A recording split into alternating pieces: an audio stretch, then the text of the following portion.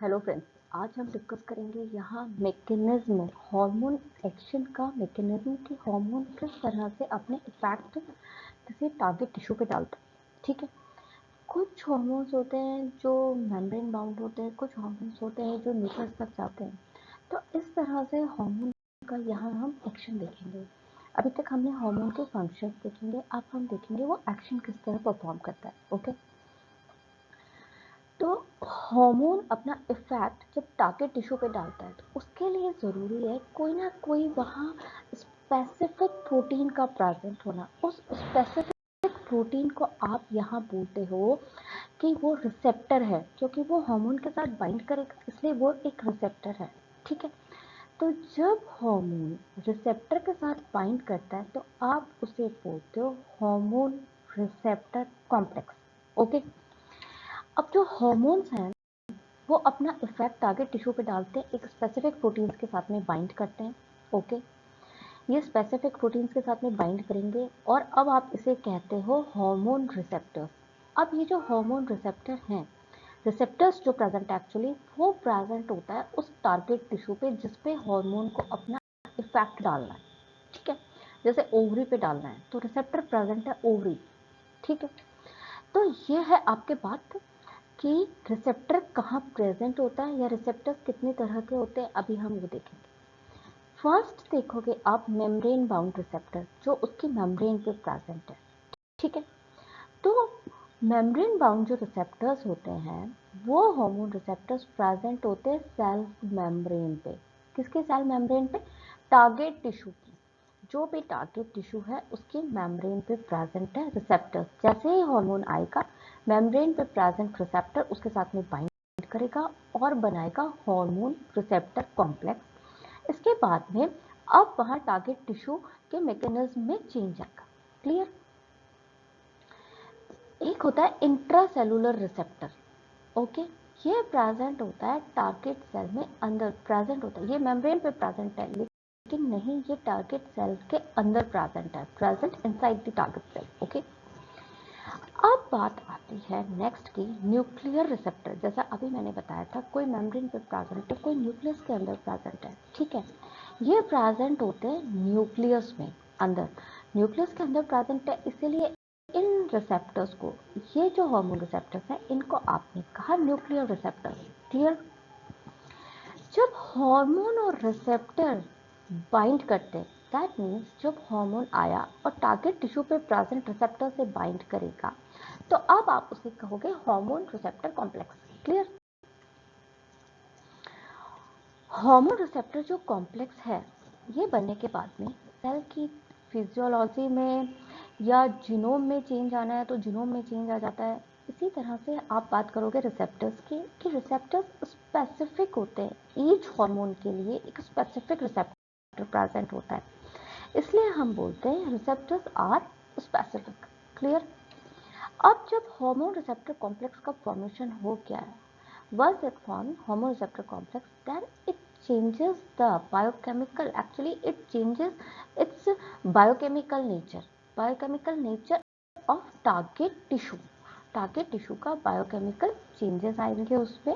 ठीक है, जो हार्मोन वर्क करेगा अब यहाँ ये फंक्शनिंग कराएगा। ठीक है, उस प्रॉपर ऑर्गन की। टारगेट टिश्यू में मेटाबॉलिज्म स्टार्ट होता है और उसमें मेटाबॉलिज्म होने के कारण अब फिजियोलॉजिकल चेंजेस आते हैं। ठीक है, कौन से चेंजेस? फिजियोलॉजिकल चेंजेस आएगा और जो रेगुलेट करेगा किसको? जो रेगुलेट किससे है? हार्मोन के कारण रेगुलेटेड थे, वो फिजियोलॉजिकल फंक्शन अब परफॉर्म होंगे जब हार्मोन रिसेप्टर कॉम्प्लेक्स बन जाता है, टारगेट टिश्यू में मेटाबॉलिज्म स्टार्ट होगा और फिजियोलॉजिकल फंक्शंस चेंज होगा।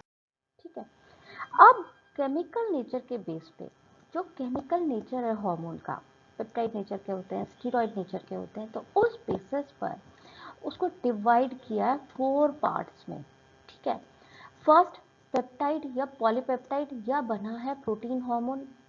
इस कैटेगरी के जो हार्मोन्स हैं वो है आपका इंसुलिन, ग्लूकेगॉन, पिट्यूटरी के जो हार्मोन्स हैं और हाइपोथैलेमस जो हार्मोन्स हैं, जो हाइपोथैलेमिक रीजन से हार्मोन्स क्रिएट हो रहे हैं, वो सभी हार्मोन्स कौन से नेचर के? पेप्टाइड, पॉलीपेप्टाइड या प्रोटीन टाइप के हैं। ठीक है, नेक्स्ट आता है स्टीरॉइड टाइप के, बोलते हैं स्टीरॉइड नहीं लेना चाहिए, तो वो जो स्टीरॉइड टाइप के हार्मोन्स है वो है, हार्मोन कौन से हैं वो है cortisol, testosterone, estradiol and progesterone. ठीक है, प्रोजेस्टेरोन एंड एस्ट्राडायोल ये दोनों ही फीमेल बॉडी में सिक्रीट होते हैं, टेस्टोस्टेरोन मेल बॉडी में। ठीक है, तो ये जो हार्मोन्स हैं ये स्टीरॉइड नेचर के हैं। अब बात आता है आयोडोथायरोनिन, जो थायराइड ग्लैंड से सिक्रीट होते हैं। ये हार्मोन है आयोडोथायरोनिन कैटेगरी के, क्योंकि इसमें आयोडीन प्रेजेंट होता है। जो थायराइड ग्लैंड के हार्मोन है जिन्हें हम बोलते हैं T4 या T3 टेट्रा आयोडोथायरोनिन या ट्राई आयोडोथायरोनिन। Clear point? ये है नेचर किसका, आयोडीन, यहाँ आयोडीन प्रेजेंट है इसमें। ठीक है, अब फोर्थ आता है जहाँ डेरिवेटिव्स हैं, अमीनो एसिड के डेरिवेटिव्स हैं, वो है एपिनेफ्रिन। जैसे कि आपने पढ़ा था एड्रिनल कॉर्टेक्स से सिक्रीट हो रहे थे, वहाँ पे सिक्रीट हुआ था एड्रिनल कॉर्टेक्स से और एड्रिनल मेडुला से। कौन कौन से सिक्रीट हुए थे, एड्रिनलिन एंड नॉर एड्रिनलिन। वहीं आपने कहा था epinephrine and nor epinephrine. Clear? ये जो एपिनेफ्रिन है ये अमीनो एसिड डेरिवेटिव है। ओके, तो यहाँ जो इसका फॉर्मेशन है ये अमीनो एसिड के डेरिवेटिव से हुआ है। ओके, अब जो हार्मोन्स, वो हार्मोन्स जो इंटरैक्ट करते हैं मेम्ब्रेन बाउंड रिसेप्टर से। ठीक है, वो मेम्ब्रेन बाउंड रिसेप्टर से इंटरैक्ट कर रहे हैं, इसका मतलब वो हार्मोन सेल में अंदर नहीं जा रहा है, वो इंट्रासेलुलर नहीं है। Clear point? अगर इंट्रासेलुलर नहीं है तो वो मेम्ब्रेन पे जाने के बाद में क्या करता है, एक सेकेंडरी मैसेंजर प्रोड्यूस करता है। और वो सेकेंडरी मैसेंजर क्या हो सकता है, साइक्लिक एएमपी हो सकता है, IP3 हो सकता है और कैल्शियम आयंस हो सकते हैं। तो इस तरह से वो सिग्नल ट्रांसमिट करता है सेल के अंदर। हार्मोन आया, एक बार फिर सोचते हैं, हार्मोन आया, अब ये हार्मोन इंट्रासेलुलर टाइप का नहीं है तो ये मेम्ब्रेन बाउंड रिसेप्टर से बाइंड करेगा। Clear point? Membrane bound receptor से बाइंड करने के बाद में अब ये सेकेंड काम करेगा कि सेकेंडरी मैसेंजर को बनाएगा। क्या जनरेट करेगा, सेकेंडरी मैसेंजर। सेकेंडरी मैसेंजर एक सिग्नल है उस सेल के लिए, वो जनरेट होते के साथ में क्या होगा, वो सेलुलर मेटाबॉलिज्म को रेगुलेट करना शुरू कर देगा। ठीक है, और वो सेकेंडरी मैसेंजर क्या क्या हो सकते हैं, cyclic AMP, IP3 and calcium ions. Okay, ये बात थी मेम्ब्रेन बाउंड रिसेप्टर की। अब हम बात करेंगे उस हार्मोन की जो है इंट्रासेलुलर रिसेप्टर, दैट मीन्स वो सेल के अंदर जा सकता है, इनसाइड जा सकता है। ठीक है, तो hormone which interact with intracellular receptors, mostly the type of hormones regulate gene expression, mostly they regulate gene expression and chromosome function.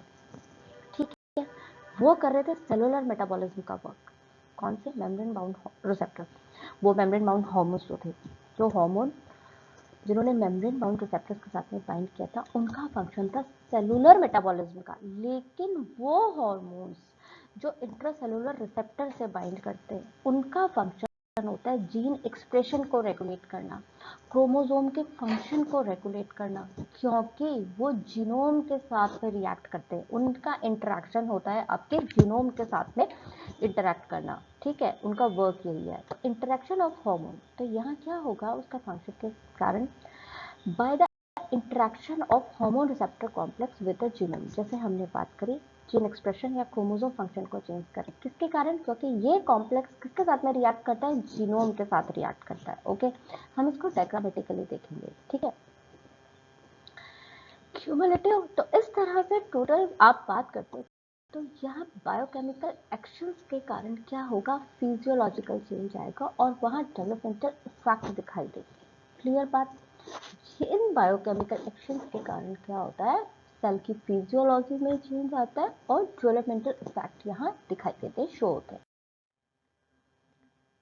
The mechanism of hormone action, अभी हम इसे डायग्रामेटिकली देखेंगे किस तरह से प्रोटीन हार्मोन ने वर्क किया था, किस तरह से स्टीरॉयड हार्मोन वर्क करते हैं।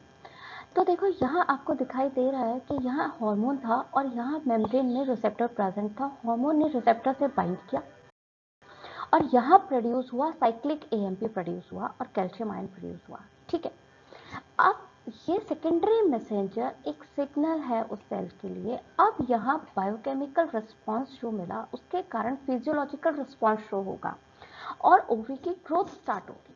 Clear point. ये थी पेप्टाइड टाइप ऑफ हार्मोन की बात, जो प्रोटीन टाइप ऑफ हार्मोन है। अब हम बात करेंगे स्टीरॉयड टाइप ऑफ हार्मोन, जो कहाँ एंटर कर रहा है, न्यूक्लियस तक एंटर कर रहा है और रिएक्ट करेगा किसके साथ में, आपके जीनोम के साथ में रिएक्ट करेगा। ये यहाँ हार्मोन आया न्यूक्लियस पे और उसने रिएक्ट किया आपके जीनोम के साथ में, दिख रहा है ये जीनोम, यह मैसेंजर आरएनए प्रोड्यूस हुआ। ठीक है, अब ये मैसेंजर आरएनए प्रोड्यूस होने के कारण आरएनए से क्या बनता है, प्रोटीन का फॉर्मेशन होता है, तो प्रोटीन का फॉर्मेशन होगा। और यहाँ ओवरी में यहाँ आपने देखा था ग्रोथ स्टार्ट हुई, यहाँ डिफरेंशिएशन स्टार्ट होगा। अब यहाँ टिश्यू डिफरेंशिएट होगा। तो देखा, जो प्रोटीन टाइप ऑफ हार्मोन था वो मेम्ब्रेन तक आया था और सेकेंडरी मैसेंजर प्रोड्यूस किया था और यहाँ सेलुलर मेटाबॉलिज्म हुआ था और फिजियोलॉजिकल फंक्शन परफॉर्म हुआ था। ठीक इसी तरह से यहाँ पर भी क्या होगा, यहाँ जीनोम के साथ में रिएक्ट करता है। वो हार्मोन जो इंट्रासेलुलर है वो जीनोम के साथ में रिएक्ट करता है, क्रोमोसोम के साथ में इंटरैक्ट करता है। अब यहाँ मैसेंजर आरएनए प्रोड्यूस होने के कारण क्या हुआ, ओवरी में डिफरेंशिएशन स्टार्ट हुआ। Clear point. तो ये है आपका क्लास 11th का chapter chemical control and coordination. और केमिकल कंट्रोल एंड कोऑर्डिनेशन में आपने डिफरेंट टाइप ऑफ हार्मोन्स देखा और उनके फंक्शंस देखे, और यहाँ आप देख रहे हो हार्मोन एक्शन, और हार्मोन एक्शन के साथ में आपका ये चैप्टर कंप्लीट होता है। Seriously, class 11th chemical control and coordination. Okay friends, thank you. जय हिंद, जय भारत।